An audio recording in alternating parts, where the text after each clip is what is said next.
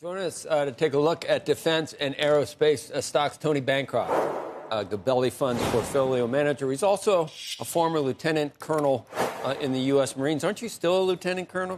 Can I still? I want to call you that. Yep, I am. It's great to have you on. It's a special day today, too, isn't it? Sure is. 250th birthday of the United States Marine Corps. That's a good reason to have you on here. In tomorrow's Veterans Day, and too. Tomorrow, so it's kind of a easy to remember, special 48 hours.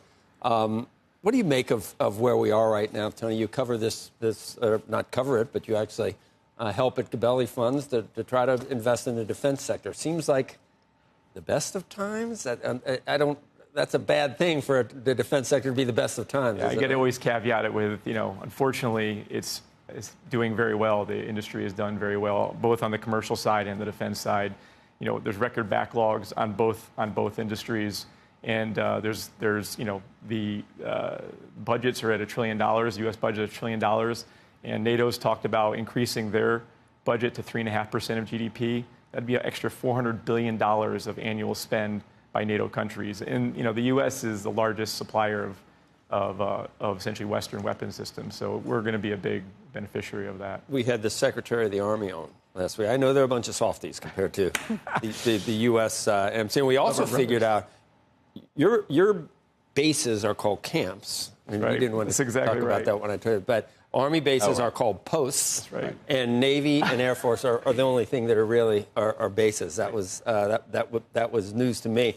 Have we figured out what the warfare of the future looks like and how to prepare for that? And have we done it effectively? I think we're seeing it playing out, the beginnings of it, unfortunately, in Ukraine. In Ukraine, drones. In the Middle East. It's, you're going to see an iteration of that driven by autonomy, AI, jamming, electronic warfare, drones. The autonomy business is blowing up right now, and it's just going to continue to grow, and that's why companies at these defense techs in Silicon Valley have done well, like the Palantirs, and you hear about Anduril probably IPOing here relatively soon. It's called Anduril? Anduril, right. Of course. Yep. It's an unbelievable company. It's an unbelievable. All these companies, and they're going to joint venture with the historic legacy primes, because Honeywell, for example, makes a ring laser gyro, which is used in either it or its competitor in every drone that's made, aircraft that's ever made, every turret weapon system that needs some type of stabilization. Anduril is not going to want to go down that curve of trying to scale that business and refining it. They make the best ring laser gyros in the world.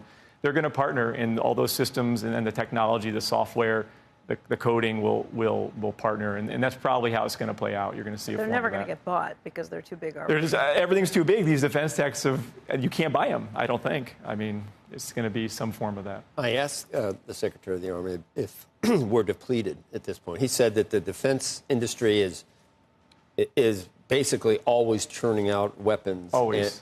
But we must have we've given a lot. Sold a lot. I mean, this has changed now. It's evolved since the beginning of February 24th, 2022, the beginning of the war. But 7 years of missile production for HIMARS, Javelin, Stinger were expended in the first year. And I think in Israel last month they launched 100 Patriots. I mean, our arsenal is not that big to be at that run rate. So you're going to see the rearming, and that's why all the weapon suppliers have done pretty well in the near term. Long-range fires, autonomy, you're going to see that growing, a lot of cash flow going that way. But at this point, what systems are? I guess the other one, I think of Patriot missiles as well. Then I think of, is there such a thing possible as a Golden Dome? We were talking about a rogue ICBM, because we had the director and writer of this, I guess it's a Netflix movie. Right. Yeah. I mean, is it possible? Because how many do we have left in the United States? He wouldn't say thousands. How many nuclear warheads? Oh, nuclear. Yeah, I think it's somewhere in the 3,000 to 5,000 range. And Russia has a similar amount. A little more. They have more than us, but so similar. We're not going to stop a rogue ICBM from getting here by disarming. Is the Golden Dome possible? I mean, it's a hard. You've heard the stats on it. These 50% piece of K, a probability of kill of taking out a ICBM is coming in at Mach 25. No, only half effect. And there's multiple MIRVs, the multiple reentry independent vehicles. It's just going to be a hard system, but that's probably how it's going to go. You're going to have some form of space detection, and then you're going to be connecting with. So who's doing that? All the primes, the L3 Harris, Lockheed, Raytheon, Boeing. We have systems in space right now, but there's going to be next generation, more constellations. SpaceX, of course, is going to be helping out in that capacity.